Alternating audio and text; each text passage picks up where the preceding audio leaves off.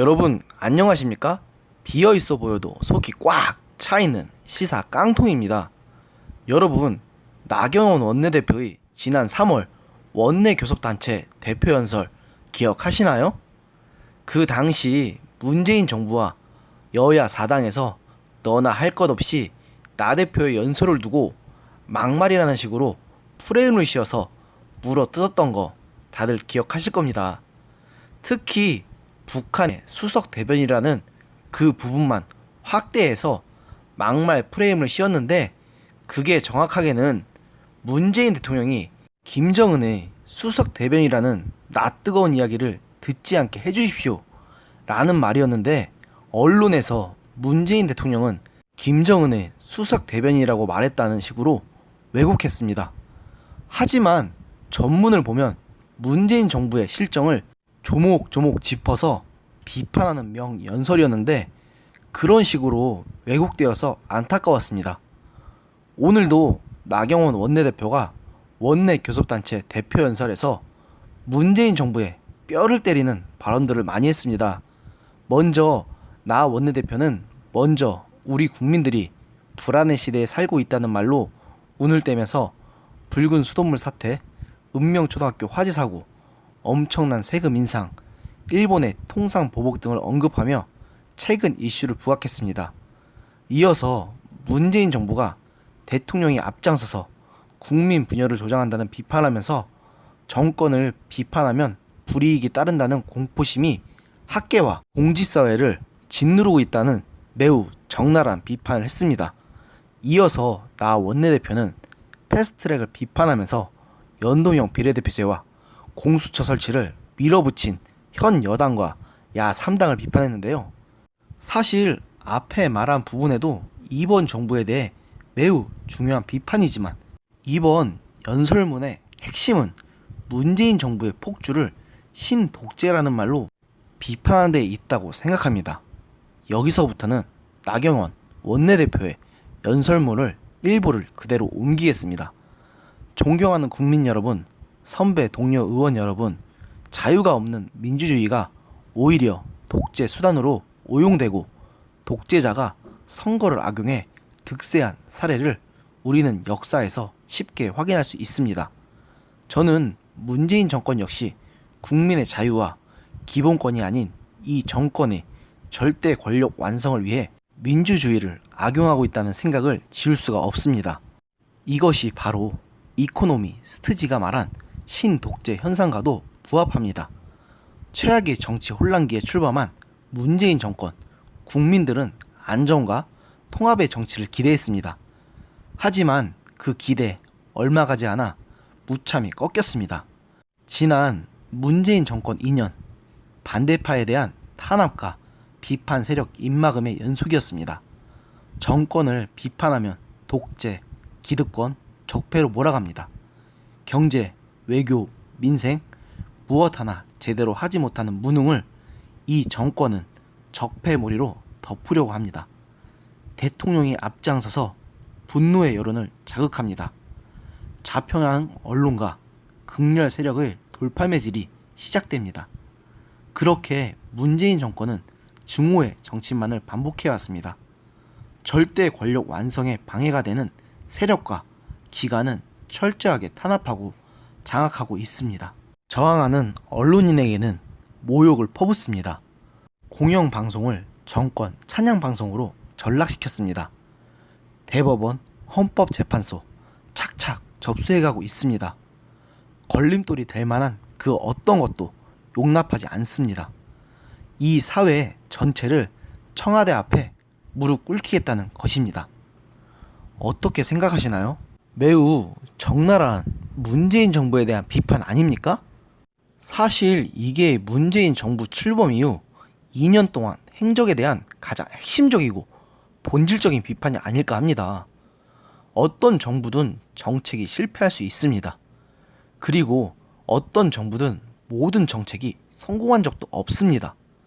하지만 정말 상식적인 정부라면 자신들의 실책을 인정하고 비판을 겸허하게 받아들이며 이를 수정하기 위해서 노력하기 마련입니다. 하지만 문재인 정부와 그 지지자들은 우리는 틀리지 않았어. 이게 다 전 정부, 야당, 언론 탓이야라고 외치며 계속 자신들의 정책을 고수했고 비판하는 사람들을 탄압하고 적폐로 몰지 않았습니까? 이게 사실 지금 문재인 정부가 욕먹는 가장 근본적인 이유 아닙니까? 저는 나 원내대표가 제대로 짚으셨다고 생각합니다.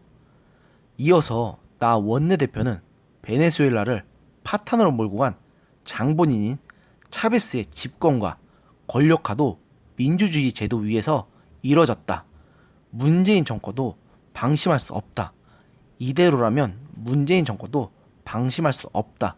독재는 스스로 독재임을 인지하지 못한다고 맹렬히 비판을 가했습니다. 사실 차베스뿐만 아니라 여러분들이 잘 알고 계시는 히틀러 역시 당시 독일 국민들의 민심을 파고들어 집권한 뒤 독재로 가지 않았습니까?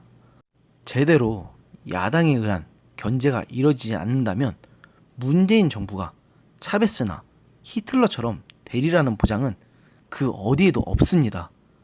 그 뒤에는 문재인 정부의 거짓 평화쇼, 강성노조인 민주노총의 행패, 근로기준법의 전면 재검토와 노동개혁 자유화의 도입, 규제 철폐의 필요성, 포퓰리즘 비판과 작은 정부 지향, 탈원전 비판, 문재인 정부의 각종 의혹에 대한 조작 및 은폐, 교과서 조작 사건 등을 모조리 비판했지만 사실 저는 이런 것들보다는 문재인 정부를 신독재로 규정하며 비판한 것이 나경원 원내대표의 연설의 핵심이라고 생각합니다.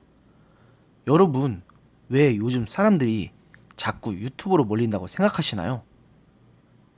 여러 가지 이유가 있겠지만 저는 가장 근본적인 이유가 기존 매스컴을 통해서는 사람들이 정보 공급에서 한계를 느꼈기 때문이라고 생각합니다.